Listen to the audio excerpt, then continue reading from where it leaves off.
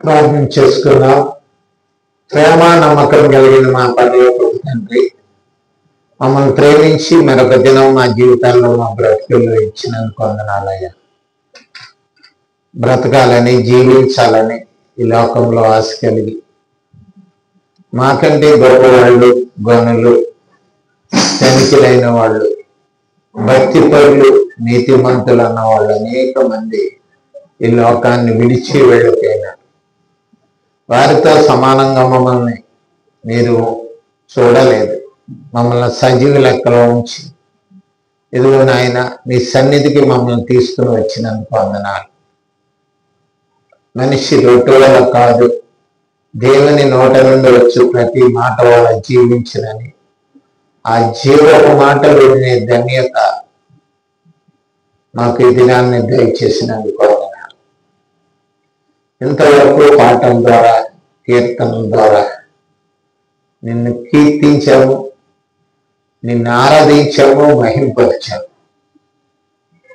మరి మీ మాటలు వినాలని ఆశపడి వచ్చిన మమ్మల్ని జ్ఞాపకం చేసుకొని గ్రహించే హృదయమును, హత్తుకునే మనస్సును మాకు దయచేయండి.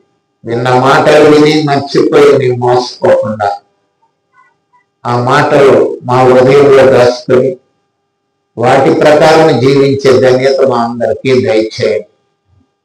వాక్యపు వెలుగులో కొంతసేపు ఉంచండి. నీ పరిశుద్ధాత్మ ద్వారా మమ్మల్ని ముద్రించండి. యేసుక్రీస్తు వారి నామం బట్టి వేడుకుంటున్నాం తండ్రి, ఆమేన్. దేవునికి స్తోత్రం. చదువుకున్నటువంటి లేఖనం 24వ కీర్తన మరి దావీదు గారు రాశారు. అట్లాగే 23, 24 చూసినట్లయితే 25 ఈ 3 కీర్తనలో దావీదు గారు కొంత సత్యాన్ని మనకు బయలుపరుస్తున్నాడు. మొదటిది కాపరి అన్నాడు. ఆయన ఎటువంటి కాపరో 23లో ఆ కాపరిలో ఉన్నటువంటి ధన్యత ఏమిటో, ఆ కాపరి వల్ల వచ్చి మేలేమిటో, ఆ కాపరి వల్ల మనకు కలిగే ఆ గొప్ప ఆశీర్వాదాల గురించి 23లో మనం చదువుకున్నాం. 24కి వచ్చేటప్పటికి ఆయన ఏమంటున్నాడంటే, ఆయన ఎవరయ్యా అంటే మహిమ గల రాజు అంటున్నాడు. ఆ మహిమ గల రాజు, ఆ గొప్ప రాజు మనను గుమ్మాలు ఎత్తమంటున్నాడంటే మన తలలు, మన హృదయాన్ని ఆయన తట్టు మన మనస్సును తిప్పమని ఆయన అంటున్నాడు. 25కి వెళ్ళేటప్పటికి ఆయన కాపుదల, ఆయన నడిపించు కోసం ప్రార్థన చేశాడు. కనుక ఆయన ఒక్కడే 3 కీర్తనలు కూడా దావీదు గారు రాసినటువంటి కీర్తనలే. ఈ 3 కీర్తనలోనూ ఒక సంక్షిప్తమైనటువంటి సమాచారాన్ని మనకి మరి దావీదు గారు తెలియబరుస్తున్నాడు పరిశుద్ధాత్మ దేవుని ద్వారా. ఈ విషయాన్ని మనం ఈ రోజుని ధ్యానం చేస్తున్నాం. మనం 24వ మరి కీర్తనలోకి వెళ్ళినప్పటికీ భూమి దాని సంపూర్ణతయు యెహోవాదే, భూమి మీద ఉన్న నివాసులు కూడా యెహోవా వారే. కనుక భూమి అయిందే, భూమి మీద ఉన్న మనుషులు కూడా ఆయన వారే, ఆయన కలగజేసిన వారే. కనుక రెండో మాట ఏమంటాడంటే, సముద్రం మీద ఆ భూమిని నువ్వు స్థిరపరిచావు, పునాది వేసావు అని చెప్పి అంటున్నాడు. కానీ మరి ఇంత చేసిన తర్వాత పర్వతమునకు, ఆ పరిశుద్ధ పర్వతమునకు ఎక్కదగిన వాడెవడు, ఆయన పరిశుద్ధ స్థలములో నివదగిన వాడెవరు అంటే 4వ వచనంలో మంచి మాట అంటాడు. వ్యర్థమైన దాటిని మనసులో పెట్టకయు, కపటముగా ప్రమాణము చేయకయు, నిర్దోషమైన చేతులను, శుద్ధమైన హృదయమును కలిగి ఉండేవాడే. ఆయన ఒక్కడే ఆఖరికి నిలిచేవాడట. ఎవరంట? 3 విషయాలు చెప్పినాడు. ఏమిటది? వ్యర్థ మనస్సు గురించి మాట్లాడాడు. మన మనసు ఎట్లా ఉందో మాట్లాడాడు. మన మనసు వ్యర్థమైన వాటి మీదకి పోకూడదు అని అర్థం. వ్యర్థమైన వాటి మీద మనం మనసులు పెట్టి కోరుకుని వ్యర్థమైన మనస్సును కలిగి జీవించటం అనేది దేవునికి హేయము, విరోధము. చాలా మంది మనం ఈ రోజుల్లో వ్యర్థమైనటువంటి ఆలోచనలు, తలంపులు కలిగి ఉంటాడు. రెండవది ఏమిటంటే ప్రమాణం కపటముగా నిర్దోషమైన చేతులు. ఇక్కడ మొదటిది మనస్సు అంటాడు, రెండవది ఏంటండి చేతులు. చేతులు చేతులు అంటే శరీరం. శరీరం గురించి చెప్తున్నాడు. నీ శరీరం ఏ స్థితిలో ఉంచుకున్నావు, నీ శరీరము ఏ విధంగా మరి పరిశుద్ధమైన వాటి కార్యాలు చేయడానికి ఉపయోగపడుతుందో. పరిశుద్ధ కార్యాలు అంటే ఏదో ఎవరికి చేయనని కాదు. పరిశుద్ధం అంటే దేవునికి అనుకూలమైన జీవితం జీవించటమే. పరిశుద్ధంగా నీ శరీరాన్ని ఉంచుకోవటం. నాలుగవది ఏమంటాను, మూడవది ఏమంటున్నాడంటే శుద్ధమైన హృదయం కలిగి. కడకి మనం చేరవలసింది అదే విధం. అపోస్తుడైన పౌలు గారు కూడా దీని గురించి మాట్లాడుతూ ఒక్క వచనాన్ని నేను చూపిస్తాను. తెస్సలోనిక రాసినటువంటి మొదటి పత్రిక 5వ అధ్యాయము 23వ వచనంలో మంచి మాటను అంటాడు పౌలు గారు. ఈ మూడాటికి సమాధానకర్తడు దేవుడు మిమ్మలను సంపూర్ణముగా పరిశుద్ధపరచునుగాక, మీ ఆత్మయు జీవమును శరీరమును నిందారహితముగా ఉండాలి. అట్టివాడే మూడును, శరీరము, మనస్సు, హృదయము. అక్కడ ఏమన్నాడు, ఆత్మ, జీవము, శరీరము అన్నాడు. ఈ మూడు కూడా నిందారహితముగా ఉండాలి మన జీవితం. మన నిందారహితంగా ఉండటము గల కొరకే ఆ మహిమ గల రాజు, ఆ కాపరి అయిన రాజు, నీ కాపుదల ఇచ్చే రాజు, నిన్ను నడిపించే రాజు మరి ఈ లోకానికి వస్తూ వచ్చాడు. ఆయన కొరకు నువ్వు మరి నీ తలలు పైకెత్తుతున్నావా, తలలెత్తుతున్నావా నువ్వు ఆయన కొరకు?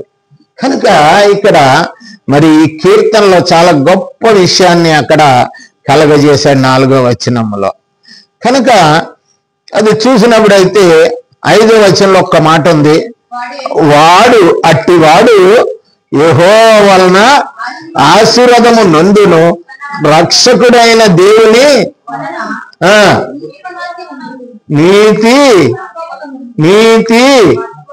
మంత్రము అంటే నీతి కలిగి ఉంటాడు. నీతి అనేది ఎవరికి వాళ్ళే నీతి. నేనేమి తప్పు చేయనండి, ఎవరితోటి అబద్ధం ఆడినండి, ఎవరిది తిననండి, ఎవరి గురించి నేను పట్టించుకోనండి, నాకు నేనే ఉంటానండి.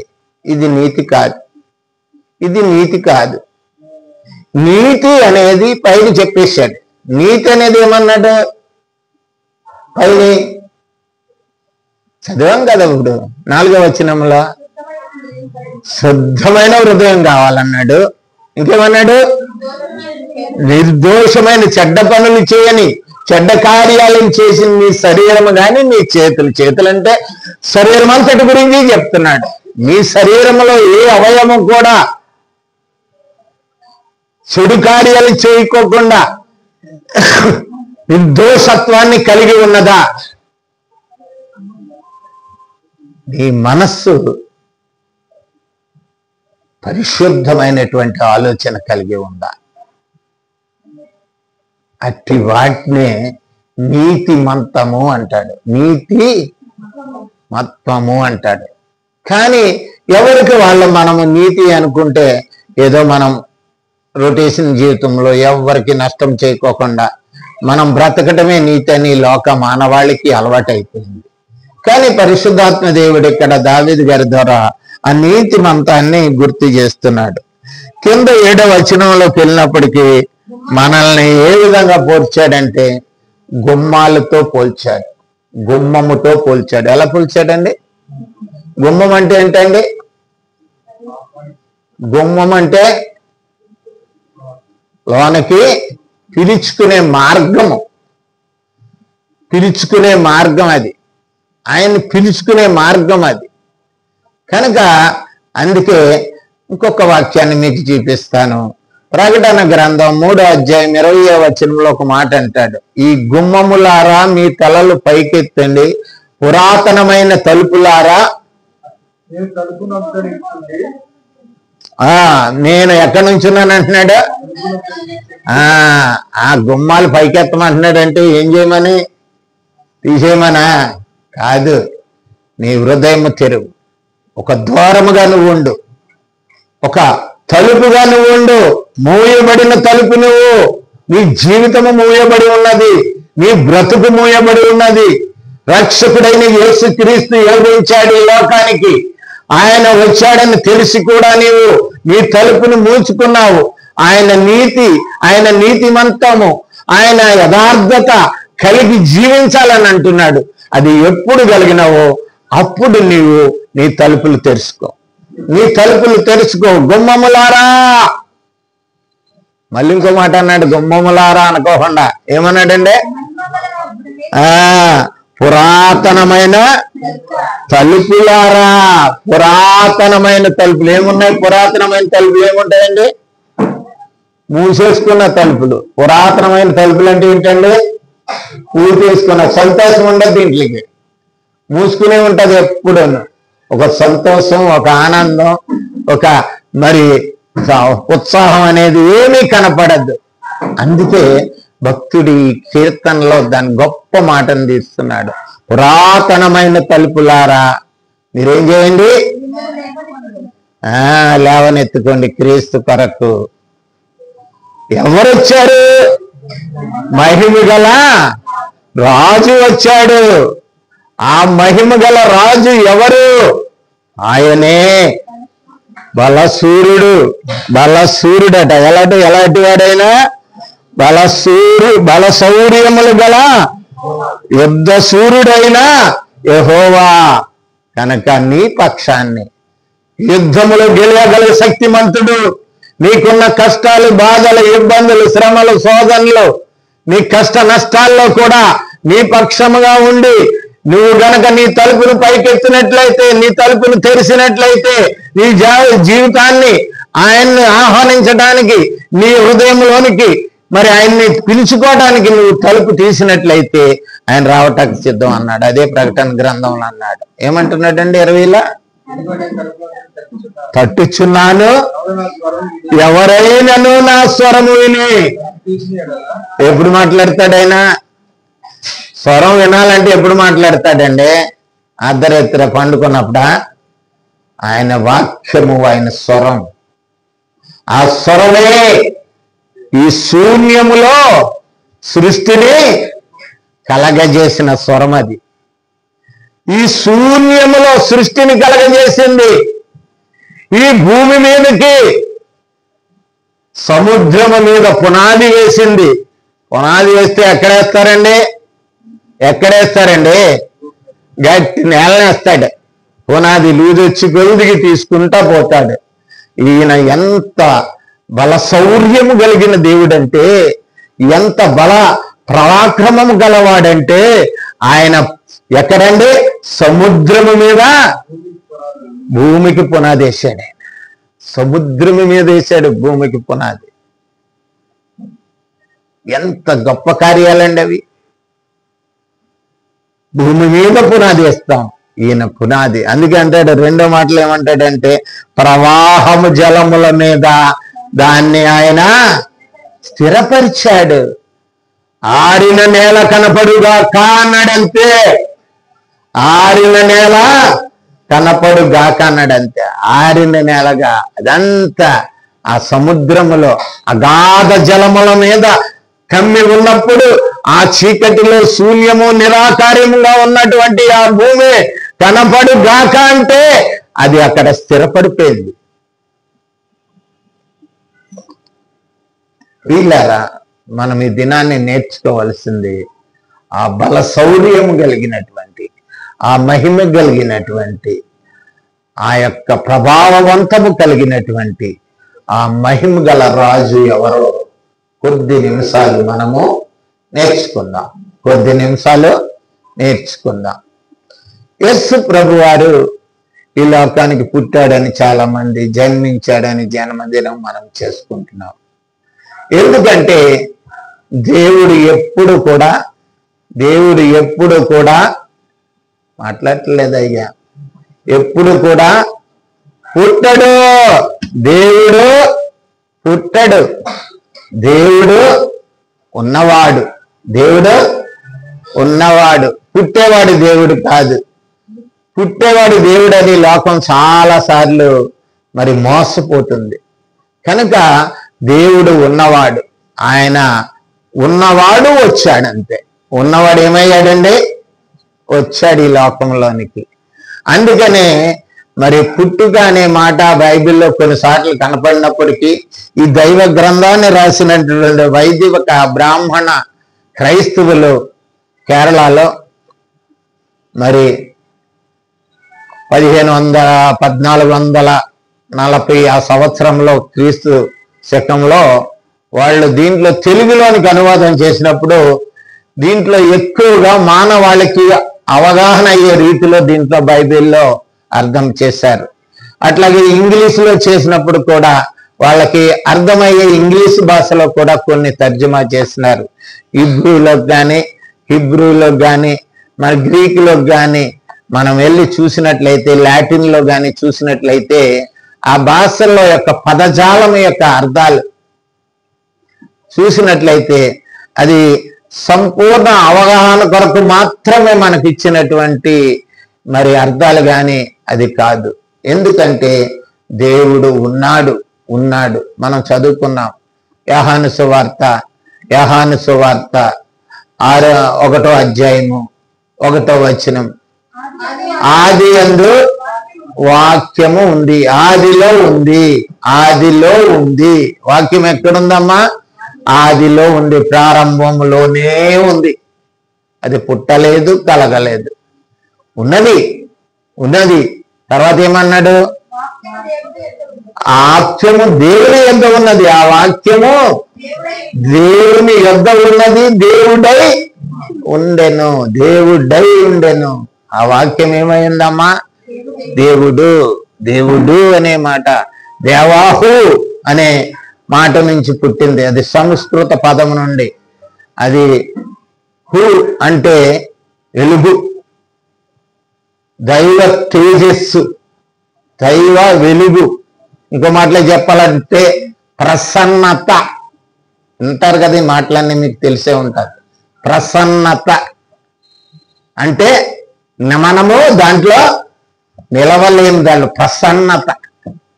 మంచి మాట చెప్పాలంటే తేజస్సు. సూర్యుని చూడండి, బొమ్మ వేసినప్పుడు కానీ సూర్యుని వేసినప్పుడు ఆ చిత్రకారుడు చుట్టూ ఏమేస్తాడు? ఒక షేడ్ వేస్తాడు. మీరు చూడలేదేమో ఎప్పుడు. ఆ తేజస్సు, దాన్ని చూడలేం.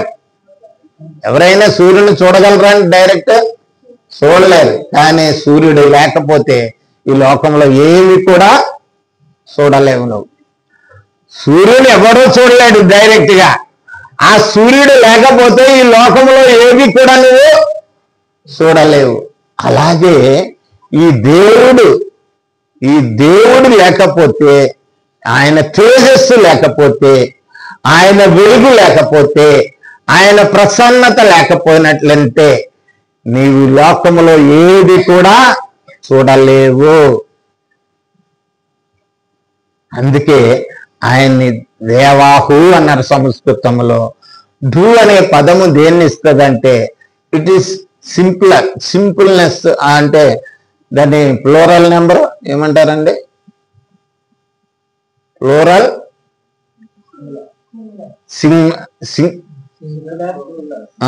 సింగులర్ నెంబర్ అంటే ఏకవచనాన్ని సూచిస్తుంది.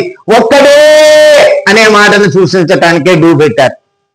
డూ ఎందుకు పెట్టారంటే ఆ వెలుగు ఒక్కడే, ఆ వెలుగు ఒక్కటే, ఆ వెలుగు ఒక్కడే అనే మాటను చూపించటానికి డూ అనే మాటని అక్కడ చేశారు. ఆ వెలుగు ఒక్కటే, ఆ తేజస్సు ఒక్కటే, ఆ ప్రసన్నత ఒక్కటే, ఆ ప్రత్యక్షత ఒక్కటే. అది చెప్పటానికే ఆ డూని చేర్చారు. ఒక్కడే అనే మాటను చెప్పటానికే ఇక్కడ అది చేశారు.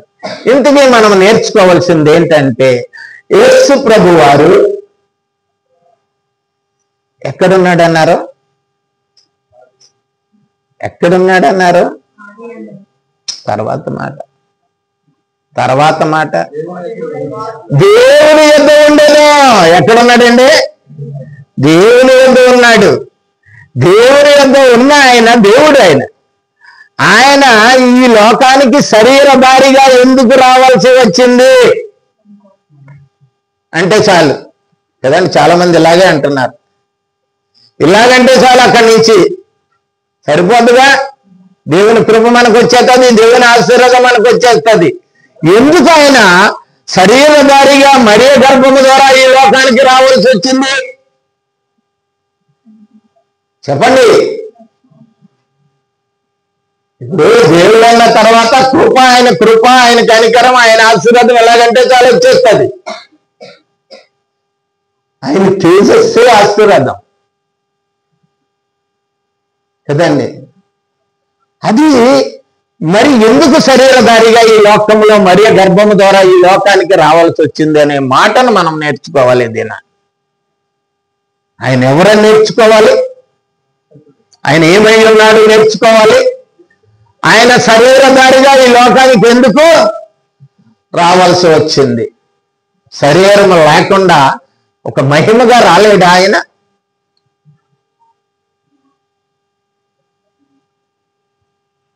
మహిమగా రావచ్చుగా.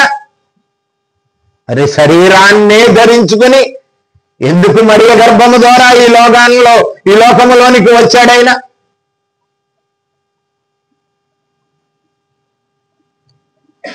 ఆ వాక్యము ఏమంటాడంటే, కొన్ని మాటలు నేర్చుకుందాం. ఆయన యొక్క తేజస్సు గురించి నేర్చుకుందాం. ముందు ఆయన తేజస్సు ఎటువంటిదంటే దేవునితో సమానమైనటువంటి తేజస్సు. ఏ మానవుడు ఆయన్ని చూడలేడు. ఆయన శరీరాన్ని ధరించుకోకపోతే ఈ భూమి మీద గనక ఆయన మామూలు తేజస్తో ఉన్న తేజస్తో అక్కడ ఉన్నటువంటి మహిమ స్వరూపుడిగా ఆయన తేజస్సు ఈ లోకానికి వచ్చినట్లయితే ఏ మానవుడు కూడా ఆయనను చూడలేడు. ఒక మాట అంటే చూడండి, తిమోతికి రాసిన మొదటి పత్రిక 6వ అధ్యాయము 16వ వచనం. ప్రియులారా, సమీపింపరాని తేజస్సుతో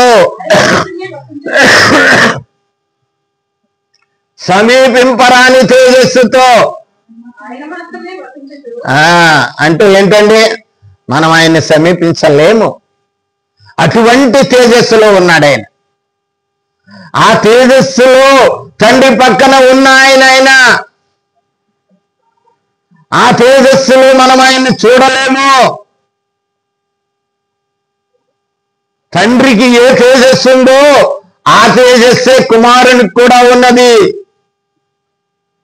తండ్రి ఏమై ఉన్నాడో కుమారుడు కూడా అదే అయి ఉన్నాడు.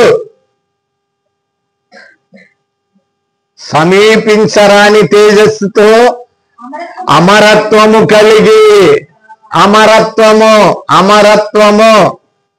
అంటే ఏంటండి? మరణము లేని స్థితి, చావు లేని స్థితి ఆయనకి కదండి. యుద్ధంలో చచ్చిపోతాడు ఒకడు. దేవునికి చావు లేదండి, మనకే చావు లేదని లేఖనం చెప్తుంది. మానవునికే ఏమి లేదండి, చావు లేదు. మరి దేవునికి చావు ఏంటండి? ఆయన అమరుడు. ఆయన అమరుడండి, అమరత్వము కలిగిన వాడైనా. మరణము లేదు ఆయనకి, మరణము లేదు ఆయనకి. అమరత్వము కలిగి, తర్వాత మాట, మనుషులలో ఎవడును ఆయనను చూడనేరాడు.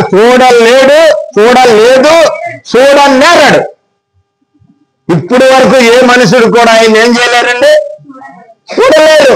ఆయన్ని చూడలేము, అంత తేజస్సు ఆయన. ఆ తేజస్సుతో కనుక ఈ లోకానికి వచ్చేసాడు అనుక ఆయన ఎవరన్నా చూడగలరా? చూడలేము. మన కళ్ళు పోతాయి. ఒక్క మాటలో చెప్పాలంటే ఏమి పోతాయండి మనకి? చూడండి, సూర్యుని చూడాలంటే ఏదో పెట్టుకుంటారు. ఏం పెట్టుకుంటారు? అది నల్ల కలర్ కానీ లేకపోతే ఇంకే ఆయుధాలు వచ్చే పనిముట్లు దాంతో సూర్యుడిని అలా డైరెక్ట్ చూస్తూ ఉంటారు అంతే. కానీ డైరెక్ట్ గా సూర్యుడిని చూడలేం, కన్ను రెప్ప కొట్టకోకుండా. దానికంటే 1000 కోట్ల తేజస్సు కలిగిన వాడు ఆయన అమరుడు, అమరత్వంలో వసిస్తున్నాడు. తర్వాత మాట,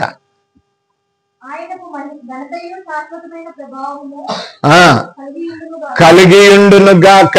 ఆ దేవునికి శాశ్వతమైనటువంటి కలిగి ఉండును గాక. కనుక అటువంటి శాశ్వతుడైన, అందుకే ఎబ్రీ గ్రంథకర్త ఒక మంచి మాట అంటాడు, ఆ తేజస్సు ఓన్లీ తండ్రికా అంటే కుమారుడికి కూడా అదే తేజస్సు ఉంది, అదే మహిమ ఉంది. ఎబ్రీయులకు రాసిన పత్రిక 11వ అధ్యాయం 27వ వచనంలో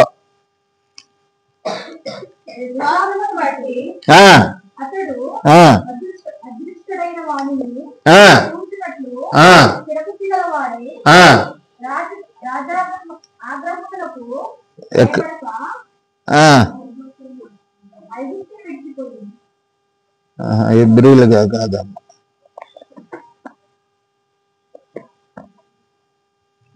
రోమపత్రిక చూడమ్మా. రోమపత్రిక 1వ అధ్యాయము 2వ వచనం 23వ వచనం.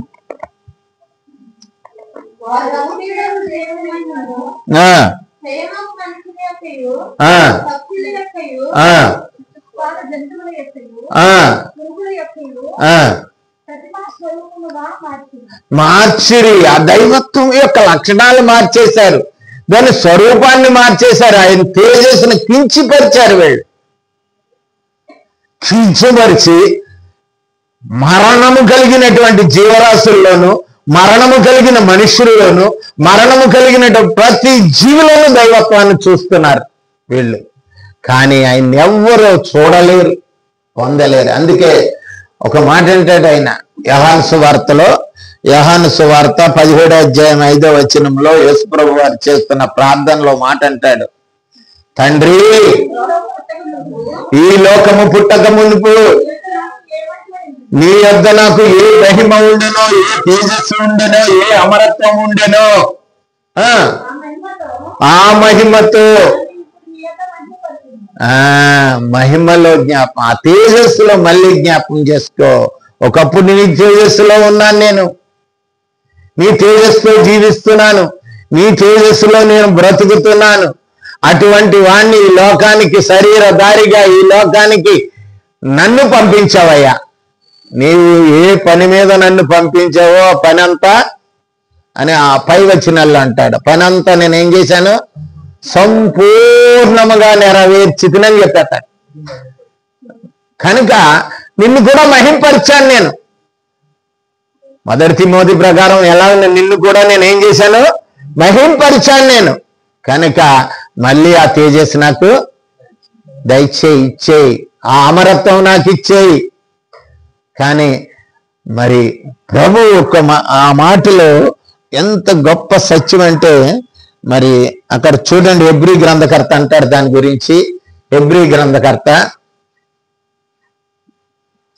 1వ అధ్యాయము 3వ వచనం 4వ వచనం కలిసి ఉంటుంది. అది ఎవరైనా మహిమ గల రాజు, ఆ మహిమ గల రాజు, బల శౌర్యం గల రాజు ఎలాగున్నాడంట, మహిమ యొక్క తేజస్సుని, ఆ తేజస్సుని నీ కళ్ళు చూడలేవు, నా కళ్ళు చూడలేదు, ఈ భూమి మీద ఎవడో చూడలేదు అని చెప్పి చూడకూడదు అని అనుకున్నట్లయితే ఆయన లేకపోతే నీకు చూపలేదు, సత్యమే తెలియదు. ఎందుకు వచ్చాడంటే యేసుప్రభు వారి లోకానికి, ఒక మాట తర్వాత ఆ మాటని గురించి ధ్యానం చేద్దాం. ఎందుకు వచ్చాడంటే యేసుప్రభు వారు యోహాను సువార్త 1వ అధ్యాయం 14వ వచనంలో చెప్తాడు ఎందుకు వచ్చాడు ఆయన. ఎందుకు వచ్చాడంట, ఆ వాక్యము శరీరధారి కృపా సత్య సంపూర్ణుడిగా, కృపా సత్య సంపూర్ణుడిగా మన మధ్య నివసించాడు. కృపా సత్యం ఆయన ఒక్కడికే చెల్లినండి. ఆయన ఒక్కడికే చెల్లింది కదా, ఆయన ఒక్కడికే చెల్లినది. నువ్వు రాజు అన్నాడు పిలాతు. ఏమన్నాడండి?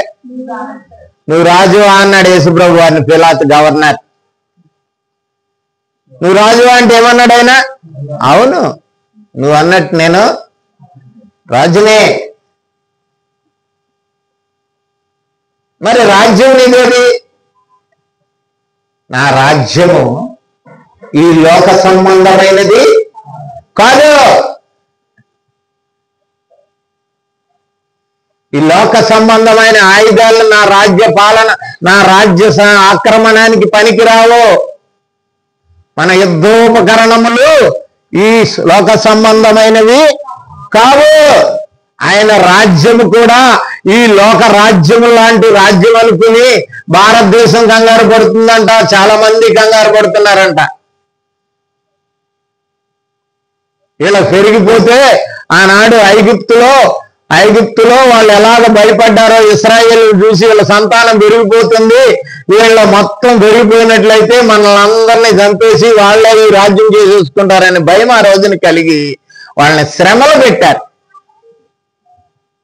ఈ రోజున క్రైస్తవ్యం ఒక రాజ్యం అంటే వాళ్ళు ఏమనుకుంటున్నారంటే మనలా వాళ్ళలాగా గద్దెలెక్కి కూర్చుని నీతి న్యాయాలను కోల్పోయి అన్యాయ అక్రమాలు చేసే రాజ్యం లాంటి రాజ్యము యేసు ప్రభు స్థాపిస్తాడు అనుకుంటున్నారు. అందుకే ఆనాడే యేసు ప్రభు వారు పిలాతుకి చెప్పాడు, నా రాజ్యం ఈ లోక సంబంధమైనది కాదు, ఇహ సంబంధమైనది కాదు, నా రాజ్యము పర సంబంధమైన రాజ్యము. నువ్వు ఎందుకు వచ్చావా? అప్పుడు ఏదో చూసుకున్నాం కదా, ఇప్పుడు ఎంత తొందరగా ఎందుకు వచ్చేసాను? నేను సత్యమును గురించి సాక్షినిచ్చుటకు వచ్చి తిని. ఎందుకు వచ్చాడైనా? సత్యము. ఆయన ఆ సత్యం ఏంటో ఈ లోకానికి తెలియపరచాలి. ఎవరిని రాజు అనుకుంటున్నారో, ఎవరు కాపుదల ఇస్తారనుకుంటున్నారో, ఎవరు మహిమ గల రాజు అని వాళ్ళని ఆరాధిస్తున్నారో, దాని అసత్యాన్ని సత్యాన్ని అసత్యంగా మార్చి దాన్ని పూజించి ఆరాధించి దానికే మొక్కుతున్నారో అది సత్యము కాదని సత్యాన్ని బయలుపరచడానికి ఆ దేవుని సంకల్పం ప్రణాళిక ఏమై ఉందో అది బయలుపరచటానికి, ఆ సత్యానికి సాక్ష్యం ఇవ్వటానికే నేను ఈ లోకములోనికి శరీరధారిగా వచ్చానని యేసుప్రభు చెప్పాడు. కృప సత్య సంపూర్ణుడు. కృప అంటే ఏంటండి? కృప అంటే ఏంటి చెప్పాం? అర్హత లేని దానికి అర్హత, అది అనర్హత అయిన దానికి మనము అర్హులు కాకుండా చేసిందే కృప కదండి. ఒక విద్యార్థికి 35 మార్కులు వస్తే పాస్ చేస్తారు కదా, కానీ 33 వచ్చాయనుకో పాస్ చేయొచ్చా? 33.5 వచ్చాయనుకో పాస్ చేయొచ్చా? ఏ సబ్జెక్టులు అయినా సరే ఎన్ని కావాలి? 35 రావాలి. కానీ నేను ఇంగ్లీష్లో 10th క్లాస్ రాసినప్పుడు 28 మార్కులే వచ్చినాయి. నేను పాస్ అయిపోయినా. ఎలాగ పాస్ అయిపోయినా? అది దాన్ని తెలుగులో మార్చండి. ఏం మార్కులు అయ్యి? గ్రేస్ మార్కులు. గ్రేస్ అంటే ఏంటి?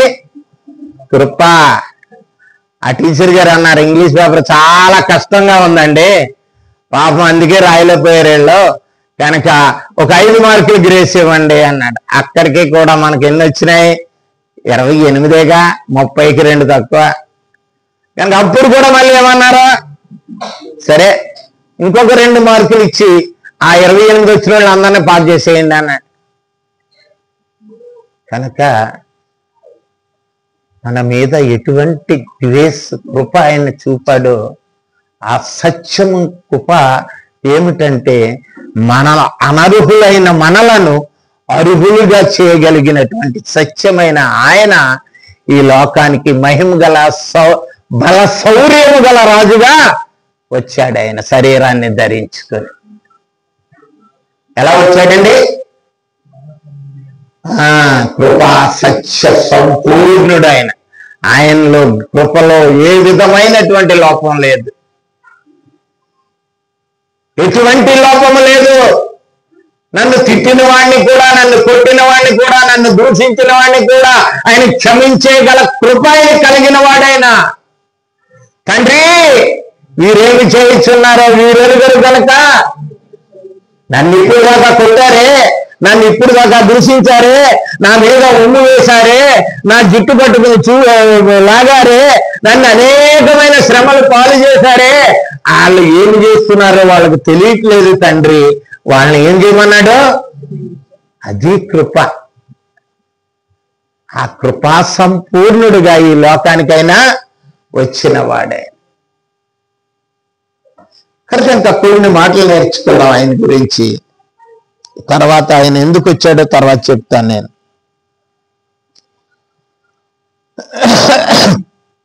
రెఫరెన్స్ రాసుకుంటే ఎందుకు వచ్చాడు అనే మాటని యోహాను సువార్త 18వ అధ్యాయం 37-38 ఒక మంచి మాట ఉంది. మీకు అవసరమైతే ఎప్పుడన్నా మీరు మాట్లాడేటప్పుడు ఆ మాటను కోడి చేసుకోవచ్చు. అందుకు పిలాతు, నువ్వు రాజువా? చదవమ్మా. నువ్వు అన్నట్టు నేను రాజునే, సత్యముల గురించి సాక్ష్యం ఇచ్చుటకును నేను పుట్టి తిని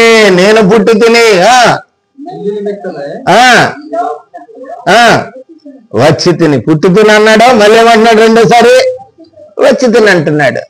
కనుక పుట్టిందనేది తీసేసి అక్కడ కూడా వచ్చిన వాడే ఆయన. పుట్టినవాడు కాదు, ఉన్నవాడు, ఈ లోకానికి వచ్చినవాడు. చదవాలి, తర్వాత మాట ఉంది.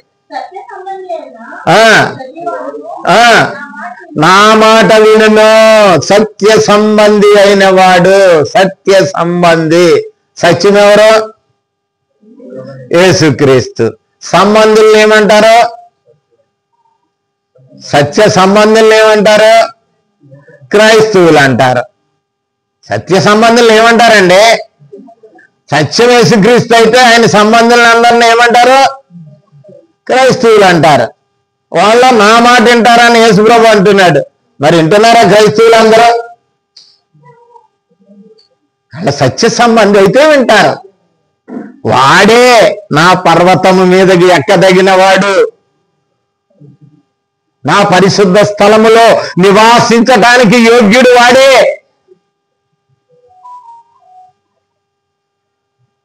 కనుక ఇంకొక మాట ఉంది, అక్కడ చదివేస్తే ఎదరికి వెళ్ళిపోదా. అందుకు పిలాతు, సత్యం అనగా ఏమిటి?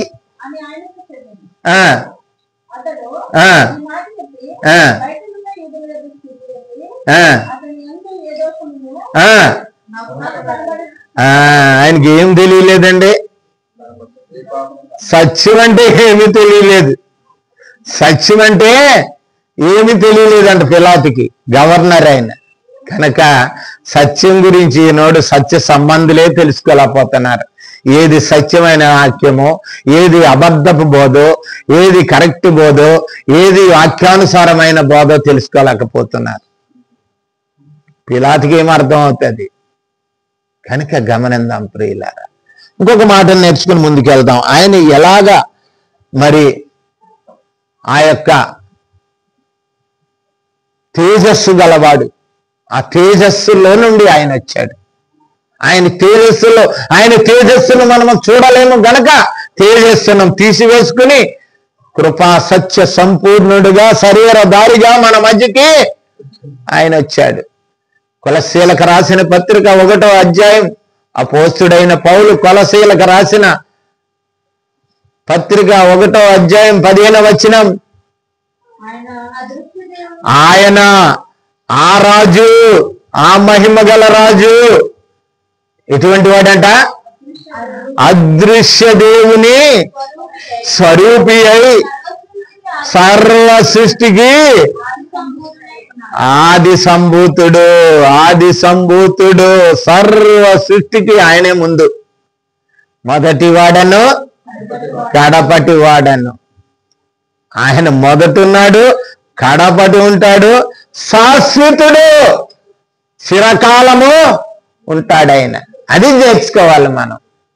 నువ్వు ఆయన మాట విన్నావనుకో, ఆయన వాక్యానుసారం ఆయన జీవితం కలిగి ఉన్నావనుకో, నువ్వు నీ జీవితంలో నువ్వు వచ్చే వరకు ఆయన నీకు శాశ్వతుడే, సచ్చే వరకు నీకు ఉంటాడు ఆయన. అదృశ్య దేవుని స్వరూపము కలిగి ఆయన. తర్వాత మాట,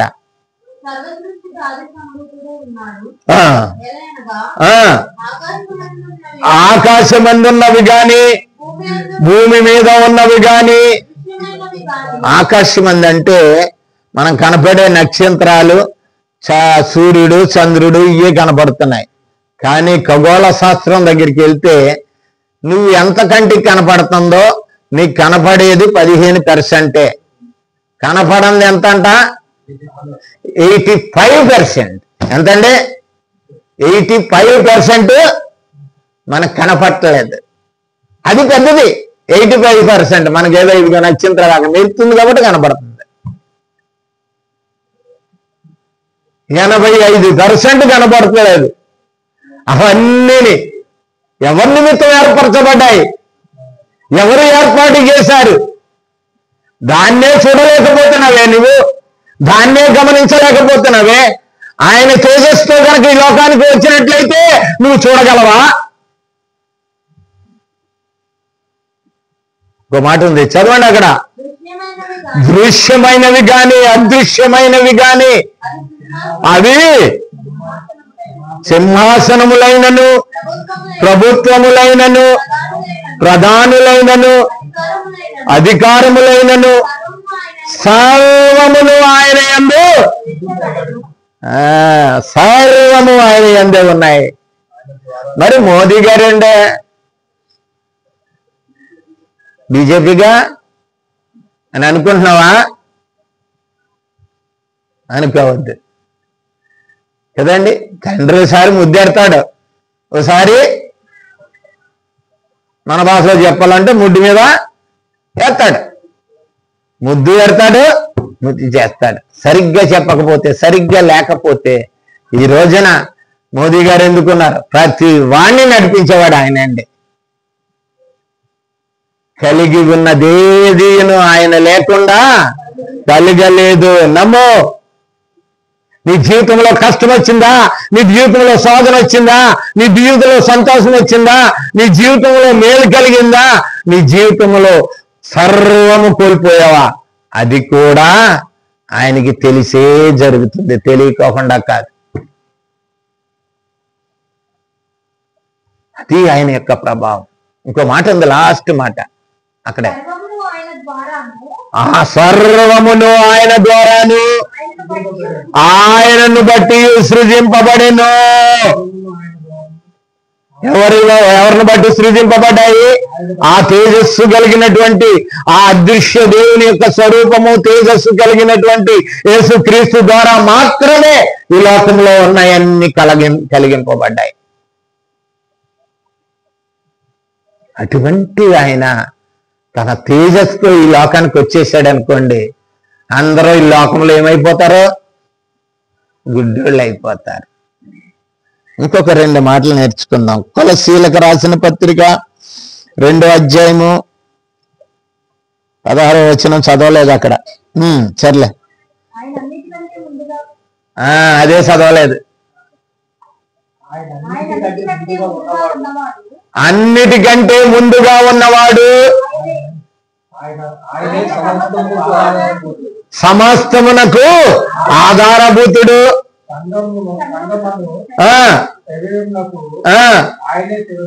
ఆయనే శిరస్సు. సంగమను శరీరమునకు ఆయనే శిరస్సు. శిరస్సు అంగమనే శరీరము మనకు సమూహమున చూసావు, ఆయన వారికి ఆయనే శిరస్సుగా ఉంటాడు. శిరస్సు మాట మాత్రం తలైన శరీరం వింటదా? వినదో. ఇష్టం వచ్చిన పనులు చేస్తుంది. శరీరంలో చేతితో చేసి ఉంటాయి, కాళ్ళుతో చేసి ఉంటాయి, నోటితో చేసి ఉంటాయి, కంటితో చేసి ఉంటాయి, చెవులతో వినే ఉంటాయి, రకరకాల శిరస్సు కంట్రోల్లో మన బాడీ చెప్పండి తల్లిలారా, మన శరీరము ఉండదు. శిరస్సు మంచిదే కానీ శరీరము చెడ్డది. శరీరము అయ్యో అన్నాడు రామ 7:24. అయ్యో 24-25 అయ్యో నేనెంత దౌర్భాగ్యుడను. ఎందుకు దౌర్భాగ్యుడు అయ్యా?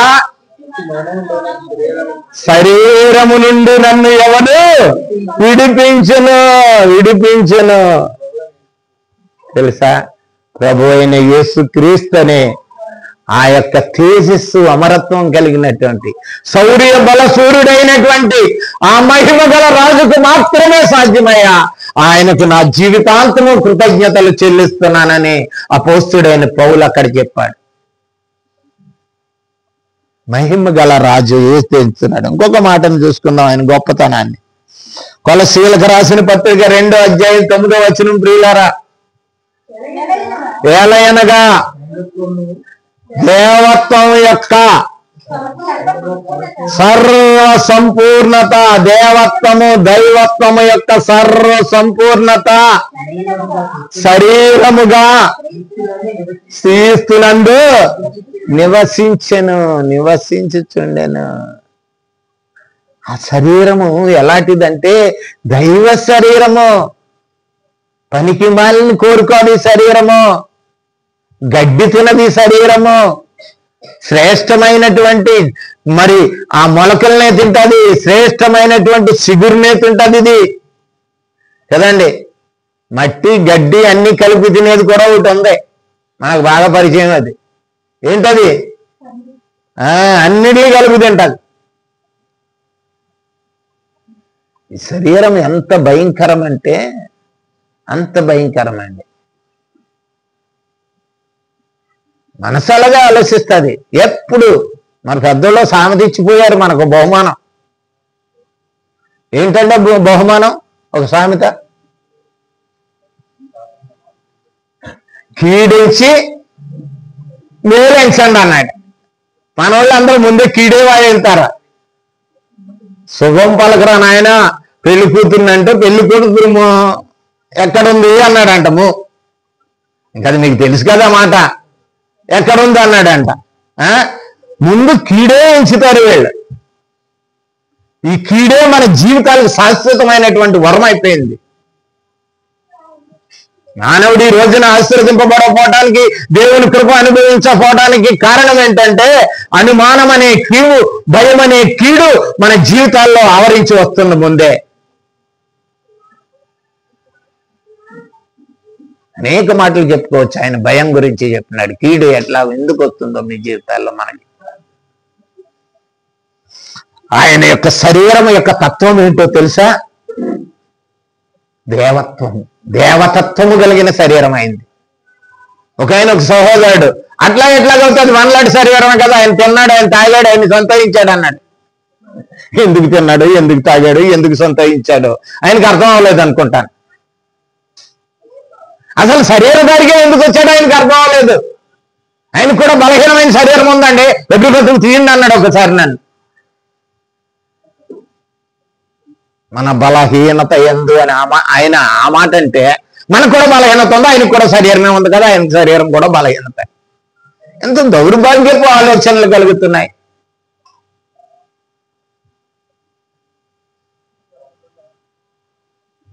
దేవత్వం యొక్క సర్వ సంపూర్ణత ఆయన శరీరములో ఇమిడి ఉందండి. అంత దైవత్వం అని కోల్పోలేదైనా. నాలో పాపం ఉన్నదని మీలో ఎవడు చాటగలడన్నంతే. దేవత్వమైన తప్పు చేయని దైవత్వ లక్షణాలు ఉన్నాయి శరీరం. అది నీ ఆలోచనే తప్పు, నీ మనసే తప్పు, తప్పుడు మనసునిది. దేవుని గురించి అవగాహన లేని స్థితి నీది నాది.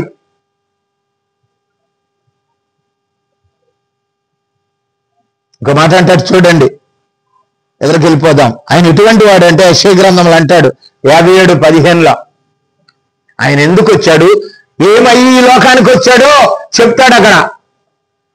యెషయా 57 మహాగణుడును మహోన్నతుడును మహాగణుడు, ఈ లోకంలో ఆయనకి మించిన గణుడు ఎవరు కూడా లేనే లేరు. మహాగణుడైన మహోన్నతమైనటువంటి వాడైన పరిశుద్ధుడైన నిత్య నివాసి నీకు ఇమ్మానుయేలుగా అనునిత్యము నీతో ఉండేవాడైనా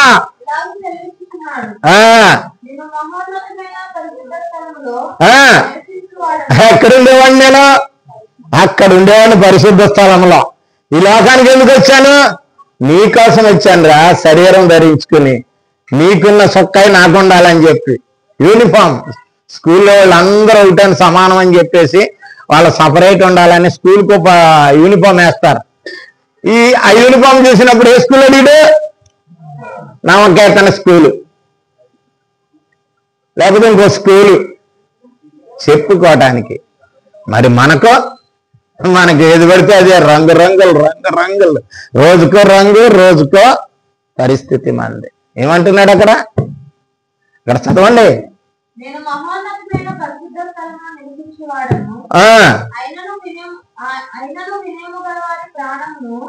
ఉజ్జయింపజేయుటకును నలిగిన వారి ప్రాణమును ఉజ్జయింపజేయుటకును వద్దను నివసించటానికే నేను ఈ లోకానికి వచ్చాను. అందుకు వచ్చాడు యేసుప్రభు. శరీరం అవసరమైంది. అక్కడ ఆయన చేయి సారితే చాలు మనకు ఆశీర్వాదం వచ్చేస్తుంది. కానీ ఆయన శరీరాన్ని ఎందుకు ధరించుకోవాల్సి వచ్చిందో, ఆయన ఆ గొప్ప మహిమను వీడి, ఆ తేజస్సు వీడి, ఆ మహోన్నతమైన స్థలమును వీడి, ఆ పరలోకమును వీడి ఈ భూలోకానికి ఎందుకు శరీరధారిగా రావాల్సి వచ్చిందో ఇక్కడ సెలవిస్తున్నాడు. ఆయన విరిగిపోయిన మనసు కలిగిన వాడు, నిస్పృహ నిరాశ కలిగినటువంటి. రాత్రి ఒక వాక్యం చదివించాడు ఆయన. ఎవరు? రాత్రి ఒక వాక్యం చదివించాడు ప్రార్థనలో. ఎవరైనా? అవినాష్ ఒక వాక్యం చదివించాడు కీర్తన 143లో. కనుక తీయద్దుగుడు కనుక నిస్పృహ నిరాశ జీవితానికి ఆశాజ్యోతిగా ఈ లోకానికి రావాల్సిన వాడు శరీరాన్ని ధరించుకుని ఈ లోకానికి వచ్చాడు. శరీరాన్ని ధరించుకుని లోకానికి వచ్చాడు. ఆయన మహోన్నతుడు, పవిత్రుడు, సర్వశక్తిమంతుడు, మహాగణుడు. చూసారా ఆయన ఎందుకు రావాల్సిందంటే ఆయన కృప, ఆయన ప్రేమ ఎరగాలని చెప్పి నీలాంటి నాలాంటి శరీరధారిగా మరియ తల్లి గర్భములో నుండి ఈ లోకానికి వచ్చాడు ఆయన. ఇంకో మాట ఉందండి, రోమీయులకు రాసిన పత్రిక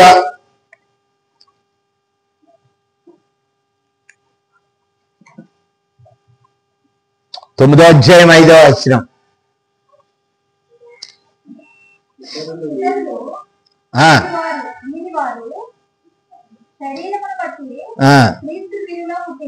క్రీస్తు వీరిలో పుట్టెను, వీరిలో వచ్చెను, వీరిలో నుంచి వచ్చాడు. ఒక మాటలో అర్థం చేసుకోవాలండి, యేసుక్రీస్తు ఏ వంశంలో నుంచి వచ్చాడు? యూదా వంశం. యూదా వంశం తర్వాత దావీదు వంశానికి వెళ్ళింది. యూదులు ఎవరంటే యాకోబు యొక్క సంతానంలో యూదుడు, యూదా సంతానం, యూదా వంశావళి. ఆ వంశావళిలోడే దావీదు కుమారుడిగా ఆయన వచ్చాడు. కనుక యూదా వంశములో నుంచి వచ్చాడు ఆయన. చదవమ్మా. సర్వాధికారి అయిన దేవుడైంది అంటే అదేంటండి సర్వాధికారి? దేవుడు అని ఉన్నది కదా. దేవుడు అని ఉంటే ఈయన కదా, ఇంకొక ఆయన ఉన్నాడు, ఆయన అంటున్నారు కొంతమంది. ఈయన అని ఈయన గురించి చెప్తుంటే ఆయన గురించి చెప్తారు ఏంటండి? ఈమె అంటే ఆమె అంటే ఎలా ఉంటుంది మనకి? కనుక గమనించాలి సత్యం ఎక్కడుందో. సత్యము బైబిల్ చదివితే అర్థమవుతుంది, పై పైన చూసి చెప్పడం కాదు. చదవండి. ఆయన ఎవరండి? ఆయన మొదటి నుంచి చదవమ్మ మళ్ళీ ఒకసారి. పితరులు వీరు వారు, శరీరమును బట్టి క్రీస్తు వీరిలో పుట్టెను. ఆయన ఆ పుట్టినవాడు సర్వాధికారి అయిన దేవుడయ్యుండి నిరంతరము స్తోత్రార్హుడు. నిరంతరము మనము స్తుతి చేయవలసిన వాళ్ళము. అరే స్తుతి చేసేది అక్కడ కదండి, ఇక్కడ స్తుతి ఏంటండి? ఎంత పెడార్థాలు వస్తున్నాయంటే వాక్యాన్ని అర్థం కావట్లేదు, మనిషికి అర్థం కావట్లేదండి. నేను ఎంత చెప్తున్నాను ఎందుకనంటే చాలా మంది మన దగ్గరికి వచ్చి మనల్ని మోసం చేస్తున్నారు.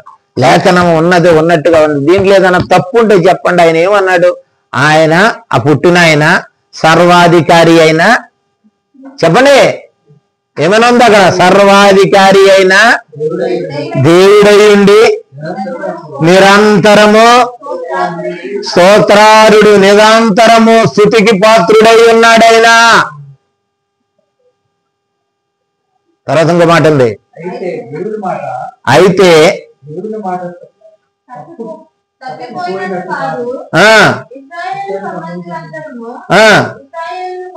కారు. కనుక క్రైస్తవులందరూ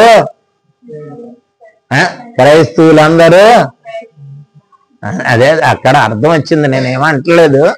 అక్కడ అర్థం ఏమొచ్చిందంటే వీళ్ళందరూ కూడా ఆయన వాళ్ళు కాదు, వీళ్ళ కాదని. వాళ్ళ కాదంటే వీళ్ళు కూడా కాదు. వాళ్ళ కాదని ఆయన అన్నాడంటే ఇక్కడ వీళ్ళ కూడా అదే మాట అన్నట్టు కదా. బయట కొనీతి ఇంట్లో కొనీతా. కనుక ప్రియులారా గమనిద్దాం, అంత గొప్ప మహోన్నతమైనటువంటి తేజస్సు అమరత్వం కలిగి శాశ్వతుడిగా ఆది మొదలుకొని ఆ కడపటి వరకు అంతము వరకు, అంతము తర్వాత కూడా ఎప్పుడు ఉన్నవాడుగా ఉన్నటువంటి ఆయన శరీరాన్ని ధరించుకోవలసిన అవసరత ఎందుకు వచ్చిందో ఈ 3-4 మాటలలో నేను క్లుప్తంగా చెప్పేస్తాను. మరి అవసరమైతే 2-3 రిఫరెన్స్లు కూడా చెప్తాను. ఎందుకు రావాల్సి వచ్చింది, ఎందుకు అవసరమైందంటే యోహాను సువార్త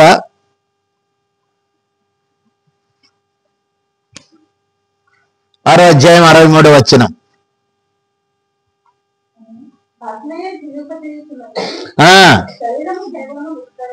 శరీరము కేవలము నిష్ప్రయోజనము, ఆత్మయు జీవమునై ఉన్నది. సరిగ్గా మాటను అలాగే చూడండి. మీరు నా ముఖం చూడొద్దు కానీ ఆ మాటను అలాగే చూడండి. మీరు గొప్ప సత్యం వచ్చేస్తుంది, మీకు గొప్ప సత్యం బయటపడుతుంది. ఆ వాక్యాన్ని అలాగే చూడండి, మీరు అలాగే చూడండి. నేను కూడా చదువుతాను ఆ మాటను, చూడండి ఎంత గొప్ప మాట అది. చూడండి 6 యోహాను సువార్త 6:63. ఇప్పుడు చదవండి ప్రియులారా. ఆత్మయే జీవింపచేయుచున్నది, శరీరము కేవలము నిష్ప్రయోజనము. ఆత్మ మనం జీవింపజేస్తుందంట. మన శరీరము, మనం తిన్న తిండి, మనం తిన్న బలము, మనం తిన్న న్యూట్రిషన్ ఫుడ్, మనం తిన్న ఈ రుచికరమైన ఆహారాలు పదార్థాలు కాదట. ఎవరు జీవింపజేస్తున్నారు? ఆత్మే జీవం. అందుకే యేసుప్రభు మనిషి రొట్టె వల్ల కాదు, దేవుని నోట నుండి వచ్చు ప్రతి మాట వల్ల జీవం. ఎలాగో అది తర్వాత నేర్చుకుందాం. ఇంకా ఇక్కడేమంటాడంటే ఇంకొక మాట, శరీరము కేవలము నిష్ప్రయోజనమైన శరీరము, ఇది పనికిరాని శరీరము. ఇప్పుడు ఏ శరీరముగా ఉందంట? పనికి రాని శరీరం, నిష్ప్రయోజనమైన శరీరముగా ఉందంట. అది ఆయన మాట ఏమైందంటే, ఆయన మాటే ఆత్మ, ఆయన మాటే జీవింపజేస్తుంది, ఆయనే జీవింపజేస్తున్నాడు. దేన్ని? నిష్ప్రయోజనమైన శరీరాన్ని. అందుకోసం శరీరాన్ని ధరించుకోవాల్సి వచ్చింది. అర్థం అవ్వలేదనుకుంటా. ఈ నిష్ప్రయోజనమైన శరీరాన్ని ప్రయోజనకరముగా చేయటానికి, ఆయన ఆత్మానుసారులుగా ఆయన ఆత్మను కలిగిన వారంగా జీవించటానికి ఆయన మనలాంటి శరీరాన్ని ధరించుకోవాల్సి వచ్చింది. అది అక్కడ ఆ వాక్యంలోని మర్మము. ఆ మాటలే ఆయన ఆత్మయు ఆయన మాటయు జీవమునై ఉన్నాయి. ఆయన మాటలు ఆయన ఆత్మ మనల్ని జీవింపజేస్తుంది. నేను తింటే బతుకుతాను, లేకపోతే ఇది డైట్ ఉంటే డైట్ కంట్రోల్ చేస్తే బతుకుతాను, ఇది తింటే ఆగుతాదో. లేదు. ఎవరు జీవింపజేస్తారండి? ఆత్మ మాట. ఆయన మాట, ఆయన ఆత్మ, ఆయన మాట. అందుకే అన్నాడు మాట ద్వారా జీవించాలి క్రైస్తవుడు అనేవాడు కదండి. మాటతో కాదు, పదార్థాలతో జీవిస్తున్నాం మనం. రుచికరమైనది, ఆరోగ్యకరమైనవి, శ్రేష్టకరమైనవి ఎంచుకుని బ్రతుకుతున్నాం మనం. శ్రేష్టకరమైన ఆహారం ఈ లోకంలో ఆయన యొక్క మాట. ఆ మాట వల్ల మనిషి బ్రతకాలి. అప్పుడు ఆయన వారం అవుతాం మనం. ఇస్రాయేలు కాదని చెప్పేశాడు ఆయన. క్రైస్తవులు కూడా క్రైస్తవులు కాదని చెప్పే పరిస్థితి కూడా వస్తుంది. అలా అలా ఉండకపోతే అదే జీవింపచేస్తుందంట. అందుకొరకే ఆయన ఈ లోకానికి వచ్చాడంట. ఎందుకు వచ్చాడు అంటే, కొరింథీయులకు రాసిన పత్రిక తెలిసిన మాటే.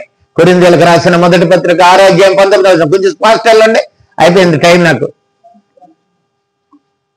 6:19 మీ దేహము దేవుని వల్ల మీకు అనుగ్రహింపబడి మీలో ఉన్న పరిశుద్ధాత్మక ఆలయమై ఉన్నదని మీరు ఎరుగరా.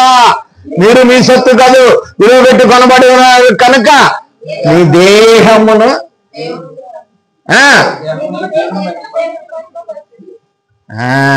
ఎలా ఉండాలి? ఇప్పుడు గుడి పాడైపోయింది అనుకో, ఎవరు లేరు దాంట్లోనూ, ఎవరు లేరండి. యాజకుడు లేడు, నీ గుళ్ళో ఎవరు లేరు, నీకు పూజ లేదు అసలు మనకు అసలు ఏం లేదు. మసిబట్టేస్తుంది బూత్ బంగళా మన హృదయం ఏమైపోయిందంటే క్రైస్తవ హృదయం బూత్ బంగళా అంటే తెలుసు కదా మీకు. బూత్ బంగళా అంటే ఎవరో నివసం బూత్ అని అక్కడ ముందే ఉంది కదా అయ్యారా, ఆడుండే బంగ్లాది. ఇప్పుడు మన శరీరాలలో ఎవడుంటున్నాడు? ఆడు మనకు నివసిస్తున్నాడు. ఆడు చెప్తాడు ఎలా ముసలాడు అలా చెప్తాడు, ఆడి మాటలు పట్టింది పోబా నడు కదండి. బూత్ బంగ్లా అయిపోయింది. ఆ బూత్ బంగ్లాన్ని పరిశుద్ధపరచటానికి ఆయన ఈ లోకానికి శరీరధారిగా వచ్చాడు. దాన్ని దేవుని ఆలయంగా చేయటానికే ఆయన ఆ లోకాన్ని నుంచి ఈ లోకానికి శరీరధారిగా వచ్చాడు. ఆయన ఈ బూత్ బంగ్లాని ఒక పరిశుద్ధమైన దేవుని ఆలయముగా చేయటానికే ఆయన ఆ లోకాన్ని నుంచి ఈ లోకానికి దిగి రావాల్సి వచ్చింది. అందుకే అంటాడు రోమా 12:1 ఇప్పుడు చదవండి 12:1 కాబట్టి సహోదరులారా పరిశుద్ధమును దేవునికి అనుకూలమైన సజీవ యాగంగా మీ హృదయములను మీ శరీరాలను ఏం చేయండి, కడిగేస్తాడు ఆయన. అమ్మ మా సంగతి ఏంటి మరి, ఆగిచ్చేస్తేనే మేము ఒకటి నమ్ముకుని ఉన్నామంటాం మనం కదండి. ఆయనకివ్వం ఆయన చేతిలో పెట్టాం మన శరీరాన్ని. ఆయన ఏది కోరలేదు. ఏమన్నాడు? నీ హృదయాన్ని ఇవి నాకు, నీ స్థానం నా హృదయంలో చాలు, నాకు నిన్నేం అడగట్లేదు, డబ్బులు అడగట్లేదు, నువ్వు అర్పణ అడగట్లేదు, రక్తం అడగట్లేదు. నేను రక్తం పెట్టేసి శుద్ధిపరుచుకుని శుభ్రంగా చేసుకున్న దాంట్లో ఇంకొకటి వచ్చి దూరుతున్నాడు, అది బూత్ బంగ్లా చేసావు నువ్వు. దాన్ని తిరిగి పరిశుద్ధపరచటానికే ఈ లోకానికి యేసు ప్రభు వారు శరీరధారిగా రావాల్సి వచ్చింది. ఈ శరీరాన్ని, ఈ బూత్ బంగ్లాన్ని ఒక పరిశుద్ధమైన దేవుని ఆలయముగా, దేవుని మందిరముగా, పరిశుద్ధాత్మ నివసించే స్థితిగా మార్చడానికే ఆయన ఈ లోకానికి వచ్చాడు. ఎఫెసీయులకు రాసిన పత్రిక, కొరింథీయులకు రాసిన 2వ పత్రిక 6వ అధ్యాయము ఒక్కొక్క వచనాన్ని తప్పించేస్తున్నాను, టైం అయిపోయింది. 2వ పత్రిక 6వ అధ్యాయం 16-17 మంచి మాట ఉందండి. దేవుని ఆలయము పొంతు ఎక్కడది? దేవుని ఆలయానికి విగ్రహాలతో ఏది పొందుక? ఏంటి పోలిక? ఏంటండి దేవుని ఆలయంలో విగ్రహాలు పెట్టుకుంటున్నాం మనం. ఒకటి చెయ్యాలి. నేను అనుకున్నానండి, దేవా నా కోరిక నెరవేర్చి నీ కోరిక నేను నెరవేర్చను, నా ఇష్టానుసారంగానే నేను వింటాను బతుకుతాను, కానీ నా కోరిక నువ్వు నెరవేర్చు కదండి మనం అడిగిదే అది. నేను చాలా ఆశ పెట్టుకున్నానయ్యా, నువ్వు అది తీర్చేస్తే నీకు ఆ దగ్గరికి వస్తాను, ఇది తీర్చేయి. చాలా మంది అంటారు, ఏం బాబు ఇంకా రక్షణ తీసుకోలేదంటే, ఇంకా చాలా ఉన్నాయని, టైం ఉంది, నీకంటే తెల్లంటికి వచ్చాయి కానీ మాకు ఇంకా ఉన్నాయి కదా, నల్లగానే ఉన్నాయి కదా, చాలా ఉన్నాయంటే. ఎందుకు చెప్తున్నానంటే ప్రియులారా, యేసు ప్రభు వారు శరీరధారిగా రావాల్సిన కారణం అదే. ఈ లోకానికి ఆయన శరీరధారిగా రావాల్సిన కారణం అదే. 17లో మాట అంటారు చూడండి అక్కడ, మనము జీవము గల దేవుని ఆలయమై ఉన్నాము. చచ్చిపోయినాడు కాదు, ఊహించుకున్నవాడు అసలే కాదు. ఆయన అమరుడు, సజీవుడు, జీవం గల దేవునికి ఆలయంగా ఉండు. ఇది ఉన్నది, రేపు పొద్దున్న నాశనం అయిపోద్ది. అక్కడ ఇంకో మాట ఉంది, అందుకు దేవుడు ఇలాగ సెలవిచ్చుచున్నాడు, వారిలో నివసించి దేవాలయంలో ఉండి దేవాలయం కడుక్కుని నేను ప్రధాన యాజకుడిగా ఉండి దానికి అనునిత్యము దాన్ని శుభ్రం చేసుకుంటూ దానికి దీప నైవేద్యాలు అనునిత్యము దాంట్లో వేస్తూ సువాసనకరముగా ఈ దేవాలయాన్ని చేస్తాను. అనేక మందికి ఇది దేవాలయంగా ఉండటానికి, అనేక మందికి ప్రయోజనకరముగా, అనేక మందికి ఆశీర్వాదకరముగా ఉండటానికే ఈ దేవాలయంలోనికి నేను శరీరధారిగా వచ్చినాను, ఈ లోకంలోనికి ఈ దేవాలయాన్ని బాగు చేయటానికే. ఇది మొదటి కారణం. ఇంకెక్కువ చెప్పను కానీ రెండవ కారణానికి వెళ్ళిపోదాం. లూకా సువార్త 15వ అధ్యాయము. రాసుకున్న వాళ్ళు రాసుకోండి, తర్వాత మీరు మళ్ళీ దేవుడు పరిశుద్ధాత్మ దేవుడు మీకు ఏమైనా మంచి మాటలు ఇస్తే దీన్ని జోడించి చెప్పుకోవచ్చు ఎక్కడైనా సరే. లూకా సువార్త 15వ అధ్యాయం 24వ వచనంలో ఒక మంచి మాట ఉంటుందండి. ఆయన తప్పిపోయిన కుమారుడు కథ. ఇక్కడ లూకా సువార్తలో మనం అనేక సార్లు విన్నాం. తప్పిపోయిన కుమారుడు కథలో ఒక మంచి మాట ఉన్నది అక్కడ. తండ్రి అంటున్నాడు, వాడు ఉన్న అసంతా పోగొట్టేశాడు, వ్యర్థమైన వాటికి ఖర్చు పెట్టేశాడు. తర్వాత తినటానికి కూడా తిండి లేక గతి లేక తండ్రి మాట వినలేదు, అది దేవుని మాట వినలేదు, శుభ్రంగా పోగొట్టుకుని కడిగేసుకుని అప్పుడు తిరిగి వచ్చాడు ఇంటికి. వస్తే తండ్రి ఏమనాలండి కదండి. మనం బూట్ బంగ్లా చేసేసుకున్నాం, అసలు దేవుడు అనే మాటే లేదు. దేవుడు ఎరగని ఒక తరం పుట్టిందంట. ఇప్పుడు దేవునికి లోబడని ఒక తరం ఇప్పుడు పుట్టింది. ఆ వాక్యాన్ని నేను మాట్లాడతాను తర్వాత. కనుక ఇప్పుడు తరం ఎలాగైపోయిందంటే దేవుణ్ణి తెలుసుకోలేని, దేవుని కృప అనుభవించలేని, దేవుని ఆశీర్వాదం లేని దౌర్భాగ్యపు తరం అవుతుంది. ఆ తరం గురించి ఇక్కడ అంటాడు. అక్కడ అది ఏమైపోయాడంటే తిరిగి వచ్చాడు. వచ్చిన వెంటనే తండ్రి చేర్చుకుని ఏమన్నాడో తెలుసా 24లో, ఈ నా కుమారుడు చనిపోయాడు. మరాడు చనిపోయాడు. ఆ కొడుకు ప్రాణంతోటే వచ్చాడు. ప్రాణంతో వచ్చిన తండ్రి ఏమంటున్నాడు, చనిపోయి మరలా బ్రతికెను. తప్పు తెలుసుకున్నాడు, భూత్ బంగ్లాన్ని పరిశుద్ధపరిచాడు, తన హృదయంలో తండ్రి ప్రేమను తెలుసుకున్నాడు, బలసూర్యుడైనటువంటి దేవుని కృపను ఎరిగాడు, తిరిగి తండ్రి దగ్గరికి వచ్చాడు. తండ్రి నన్ను క్షమించు అంటున్నాడు. ప్రియ సహోదరి సహోదరుడా, ఈ రోజున శౌర్యము కలిగినటువంటి, మహిమ కలిగినటువంటి, బలసూర్యుడైనటువంటి యేసుక్రీస్తు రాజు వచ్చాడు. నీ తలుపు తీస్తున్నావా? నిన్ను క్షమించటానికి కూడా సిద్ధంగా ఉన్నాడు. ఈ రోజుని శరీరధారిగా ఆయన ఈ లోకానికి వచ్చింది ఎందుకో తెలుసా? చనిపోయిన నిన్ను బ్రతికించటానికే. చనిపోయిన నిన్ను బ్రతికించటానికే. ఒక సువార్త 19:10 నశించిన దాన్ని వెతికి రక్షించుటకే మనిషి కుమారుడు ఈ లోకమునకు వచ్చెను. నశించిపోయాము గనక ఏ శరీరములో నశించిపోయామో, ఏ శరీరముతో పాపము చేశామో ఆ శరీరానికి శిక్ష వేసి మన శరీరాన్ని పవిత్రపరచి పరిశుద్ధంగా తీర్చి ఆ దేవునికి ఆలయంగా చేయడానికే ఆయన నీలాంటి శరీరాన్ని ధరించుకుని లోకానికి రావాల్సి వచ్చింది. చనిపోయినాం మనం కదండి.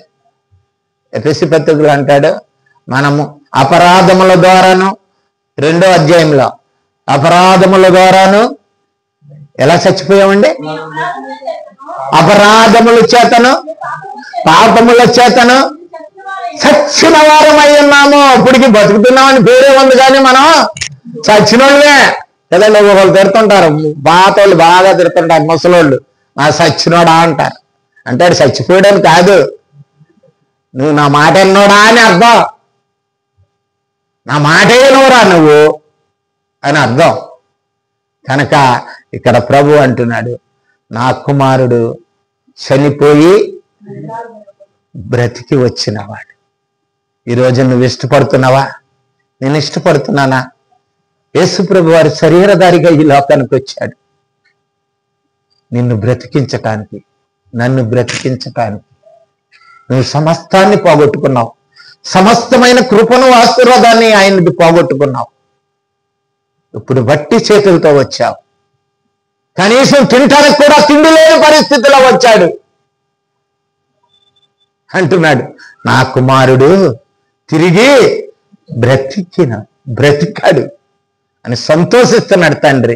ఈ రోజున ప్రభువు కూడా అదే చూస్తున్నాడు. ప్రియ సహోదరి సహోదరుడా, నువ్వు ఈ రోజు నుంచి కూడా మహిమ గల రాజు ఈ లోకానికి శరీరధారిగా వచ్చాడు. నీ హృదయాన్ని తెరు, ఆయనకి ఆహ్వానించుకో హృదయంలోనికి.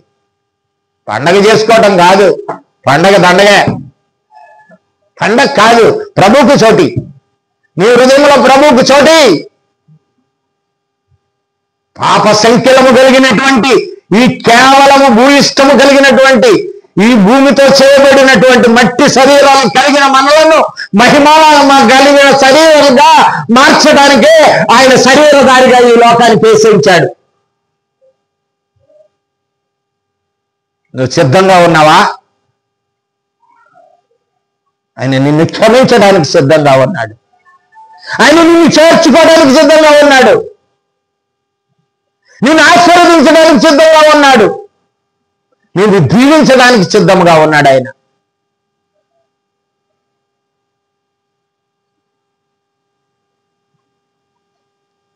ఒక మాట చదువుకుందాం, చూడండి.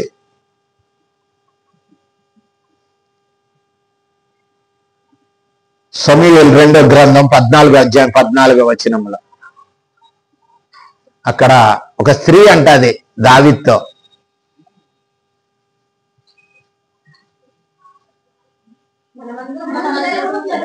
మనమందరమును చనిపోదాం. అందరం అనుకుందాం ఒకసారి, మనం అందరం ఒకసారి నోటితో అనుకుందాం ప్రియులారా, మనకైనా గుర్తుంటుంది పోనీ.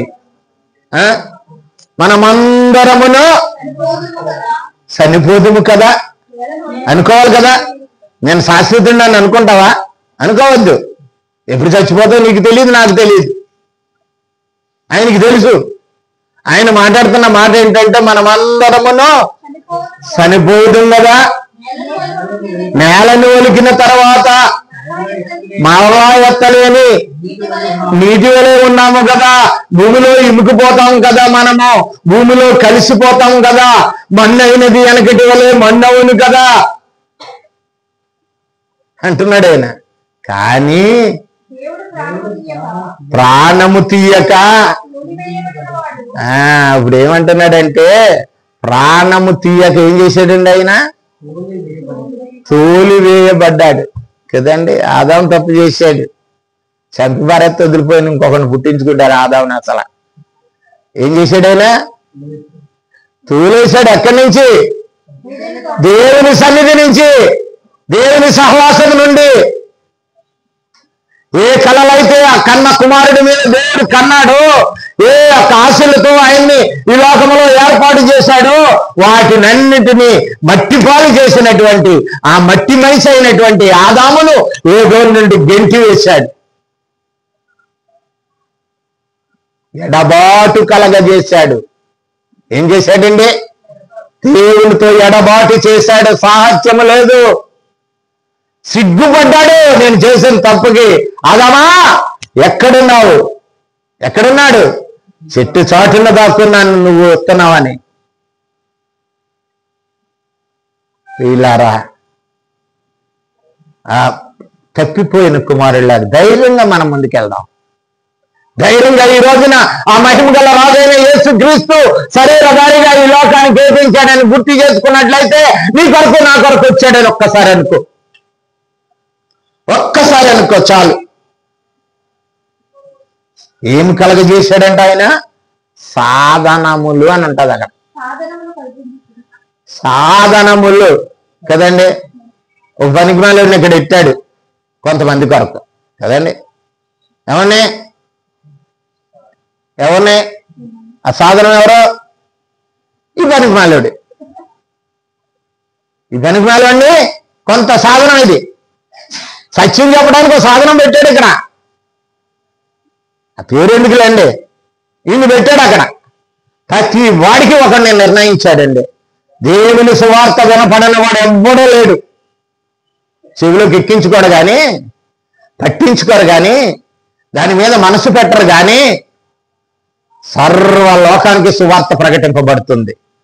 దేవుని మాట అన్న రోజునే కంపల్సరీ సర్వ లోకానికి సువార్త ప్రకటింపబడుతుంది.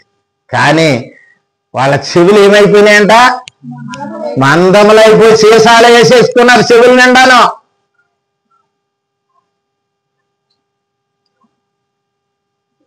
వీళ్ళారా సాధనాలు ఉన్నాయి. నీ రక్షణ సాధనం ఉన్నది.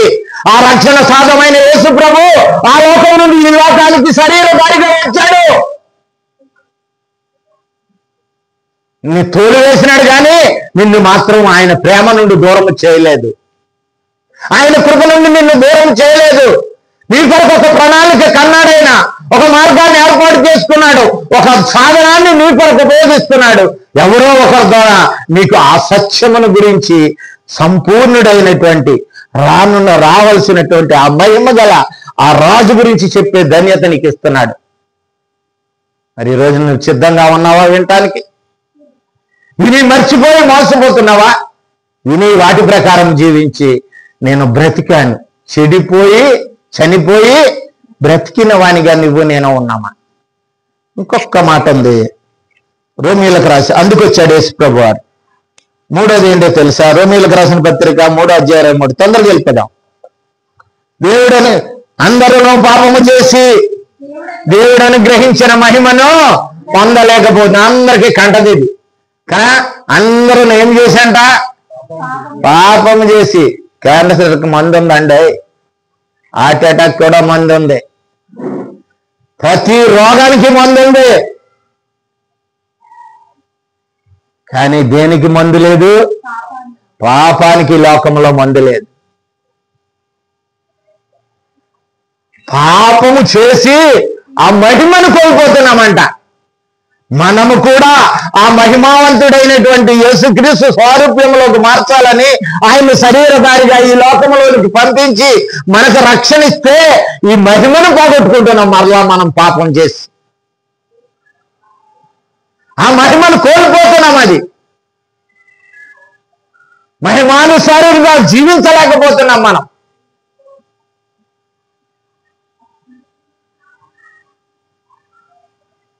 గొల్లలో రెండే మాటలు చెప్పేస్తా. గొల్లలో యేసుప్రభు పుట్టినప్పుడు లోకాసు వార్త 2వ అధ్యాయంలో గొల్లల దగ్గరికి దేవదూత వెళ్ళింది. నేను వాక్యంలో చెప్తాను, మీరు చూసుకోండి. దేవదూత వెళ్ళి వాళ్ళు గొర్రెలు కాసుకుంటున్నారు, చీకట్లో ఉన్నారు. దేవదూత వెళ్ళిన వెంటనే ఆ ప్రాంతం అంతా ఏమైపోయింది? పెద్ద వెలుగు వచ్చేసింది.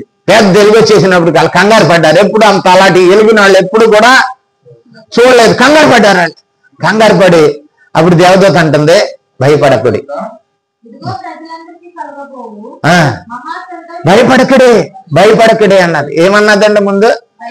భయపడకడే భయపడకడే అన్నది ముందు.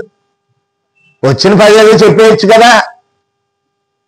భయపడకండి, వెలుగు వచ్చింది ఈ లోకానికి, తేజస్సు వచ్చింది ఈ లోకానికి, నేను ఈ లోకానికి వెలుగై ఉన్నాను అన్నాడు ఆయన. ఆ వెలుగు వచ్చేసాడు ఈ లోకంలోనికి అని చెప్పడానికి గొల్లల దగ్గరికి వెళ్తే ఆ దూత ఆ గొల్లలతో అంటున్నాడు, చదవమ్మ ఇప్పుడు.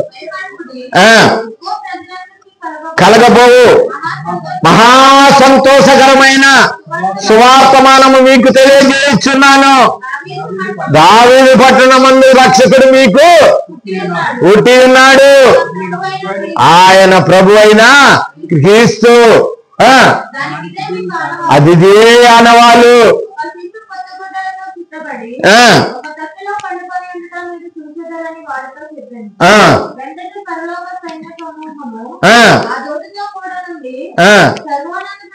అప్పుడు చెబుతున్నారు, సర్వోన్నతమైన స్థలంలో దేవునికి మహిమయు ఆయన ఇష్టలైన ప్రజలకు భూమి మీద సమాధానం కలుగుగా కానీ చెప్పి వెళ్ళిపోయినాయి. ఆ దేవదూతలు వెళ్ళిపోయినాయి. అంటే గొల్లలు ఏం చేశారండి చెప్పండి, అక్కడ చదవండి, అక్కడే నాకు వద్దులే, మీరు చెప్పొద్దు, చదవండి. తర్వాత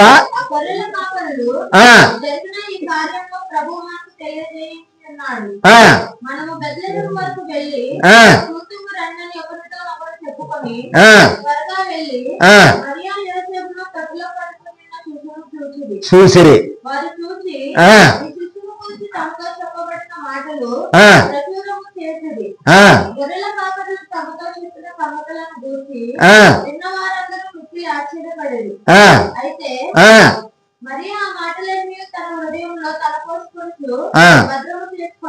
తర్వాత మాట అంతటి, ఇది ముఖ్యమైన మాట. అంతటా ఆ గొర్రెల కాపరులు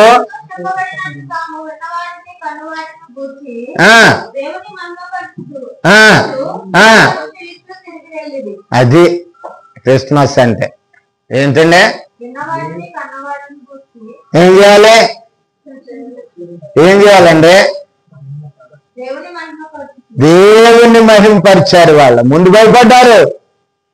నీ జీవితం గురించి భయం కలగాలి. నీ అజ్ఞాన జీవితము, చీకటి జీవితము, పాప భూయిష్టమైన జీవితం గురించి నీవు భయపడాలి. దేవుడి వెలుగు నీకులోనికి నీ మీదకు ప్రకాశించింది. ఆ వెలుగులో నీ చీకటి పాపాలు, నీలో ఉన్న దోషాలు కనబడుతున్నాయి. వెంటనే భయపడ్డారు. వాళ్ళు వెంటనే భయపడ్డారు, భయాన్ని పోగొట్టుకున్నారు. ఆ శుభవార్త ఏంటో చూడాలని వెళ్ళారు. వచ్చి చూసిన దాన్ని, విన్నదాన్ని, కన్నదాన్ని ఏం చేశారండి? వాళ్ళు మహిమపరిచి, ప్రచురణ చేసి, దేవుణ్ణి మహింపరిచి, దేవుణ్ణి స్తుతించారు. వాళ్ళ జీవితంలోకి ఏమొచ్చింది? వెలుగొచ్చింది. మన జీవితంలో ఏమొస్తుంది? సంతోషం వస్తుంది కదండి. క్రిస్టమస్కి ఏమొస్తుందండి? సంతోషం వస్తుంది. దేవు అంటాడు ఒకడు, ఆ రోజు కొంచెం ఎక్కువ తింటా కదండి. వీళ్ళారా నీ జీవితంలో యేసుక్రీస్తు శుభవార్త ప్రజలందరికీ కలగబోవు సువార్తమానము నేను మీకు సంతోషకరమైన శుభవార్త. అది ఆయన శరీరధారిగా ఈ లోకంలో నీ కొరకు, నా కొరకు ఒక వెలుగుగా వచ్చాడు, ఒక తేజస్సుగా వచ్చాడు, ఒక మహిమగా వచ్చాడు. ఆయన ఆ మహిమే శరీరము ధరించుకొని మన మధ్య కృపా సత్య సంపూర్ణగా జీవించడానికి వచ్చినాడు. చాలా మాటలు ఉన్నాయి కానీ నేను అన్ని చెప్పలేను ప్రియులారా. కనుక ఒక్క మాటను చదివి మీకు వినిపించేస్తాను. కొరింథీయులకు రాసిన మొదటి పత్రిక 15వ అధ్యాయం 51వ వచనం చదువుకుందాం.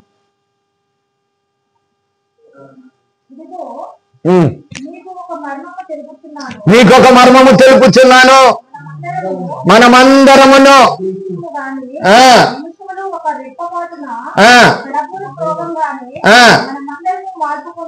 మార్పు పొందుదము.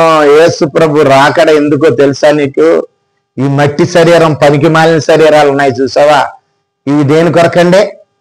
మార్పు చెందాలని వచ్చాడు ఆయన శరీరధారిగా. ఎలాగ మారుతాయంట? చదవండి.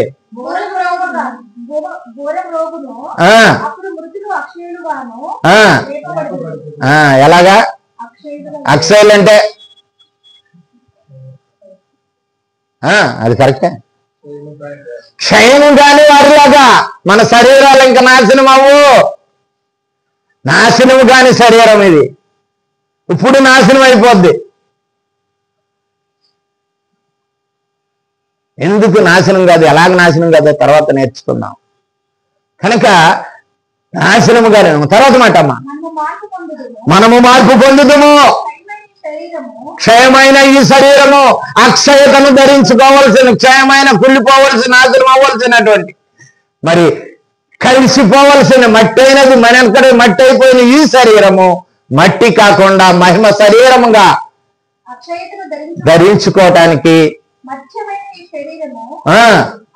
అమరత్వమును ధరించుకుంటుంది. క్రీస్తు ఏ అమరత్వంతో ఉన్నాడో, ప్రభు ఏ అమరత్వములో ఉన్నాడో, ఏ మరణము లేని ఆ శరీరాన్ని, ఆ అక్షయమైన శరీరాన్ని కలిగి ఉన్నాడో, ఈ క్షయమైన శరీరాన్ని అక్షయగా మార్చటానికే ఆయన శరీరము క్షయమైన శరీరాన్ని ధరించుకొని ఈ లోకానికి శరీరధారిగా వచ్చాడు.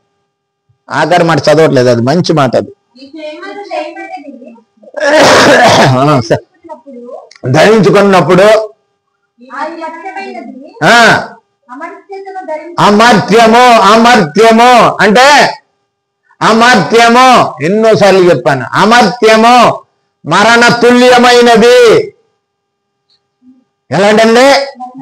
మరణ తుల్యం అనేది సెకండ్లో చచ్చిపోదు, సెకండ్లో కూలిపోద్ది. ఎవడో అంట బాప్తిసం పొందరా బాబు అంటే, మొన్న వచ్చి చెప్పాడు ఒక ఆయన, పొందరా బాబు అంటే, అబ్బాబాబా మీరైతే పూడ్చిపెట్టేస్తారా బాబు, నేను చేసుకోను అన్నాడంట. ఏందా పూడ్చిపెడితే ఏముందిరా, మీ క్రైస్తువులందరూ పూడ్చిపెట్టేస్తారా అన్నాడంట. ఏమవుతుందిరా మరి పూడ్చిపెడితేనే? లేదు పురుగులు పెట్టేస్తుంది. మరి ఏం చేస్తావురా? కాల్చేయండి నన్ను, బూడిదైపోతాను, పురుగు పట్టను కదా నేను. అసలు పురుగేంటో అదేంటో వాడికి అర్థం కాలేదు కదా. మన శరీరము ఏ విధముగా శరీరంలోకి మట్టిలోకి వెళ్ళిందో అదే విధంగా శరీరం మళ్ళీ అమర్త్యతను ధరించుకుని ఈ లోకంలో సజీవమైన శరీరంతో వస్తావు. ఆఖరి మాట చాలా, మరణము మింగివేయబడెను నెరవేరినట్లు నీ ముళ్ళు ఎక్కడా, నీ విజయం ఎక్కడా? ఆ మరణము ముళ్ళు పాపము, మరణపు ముళ్ళు పాపము. ఆ పాపము విరుస్తాడు, నిన్ను పవిత్రుగా చేస్తాడు. ఆ పరిశుద్ధమైన పరలోకానికి నిన్ను అరువుడిగా నిత్యత్వానికి చేర్చటానికి ఆయన శరీరధారిగా ఈ లోకానికి వచ్చాడు. ఆఖరి మాట చదువుకుందామండి. ఎందుకు వచ్చాడో ఆఖరి మాట చెప్తాను. హెబ్రీయులకు రాసిన పత్రిక 2వ అధ్యాయం 14వ వచనం ఆఖరి మాట ఇది. కాబట్టి ఆ పిల్లలైన దేవుని పిల్లలైన మనము రక్త మాంసములు కలిగిన వారమై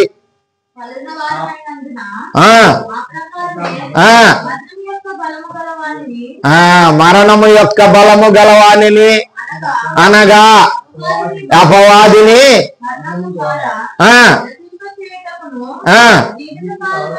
జీవిత కాలం అంతయు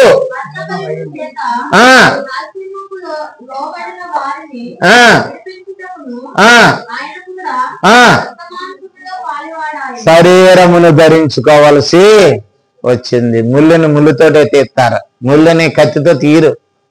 ముళ్ళుని దేనితో తీస్తారండి? ముళ్ళుతోటే తీస్తారు. ఏ శరీరము ద్వారా పాప పంకిలం అయిపోయాడో, ఏ శరీరము ద్వారా పాప భూయిష్టం అయిపోయినాడో ఆ శరీరం ద్వారానే ఆయన శరీరాన్ని ధరించుకొని ఈ లోకానికి రావాల్సి వచ్చింది. అంత గొప్ప తేజస్సు కలిగినటువంటి మహిమ కలిగిన మహోన్నతుడు నీ కొరకు నా కొరకు శరీరధారిగా ఈ లోకానికి రావాల్సి వచ్చింది. ప్రియ సహోదరి సహోదరుడా, యేసు ప్రభు శరీరధారిగా నీ కొరకు వచ్చాడు, నా కొరకు వచ్చాడు. నీ శరీరాన్ని ఒక దేవుని మందిరముగా చేయడానికి వచ్చాడు. ఈ శరీరాన్ని ఒక అమరత్వంలో ఉండే ఒక శరీరముగా చేయడానికి వచ్చినాడు. నశించిన దాన్ని తిరిగి కట్టడానికి వచ్చాడు. అట్టి ధన్యత మనందరికీ దేవుడు కలగజేయును గాక. ఆమేన్.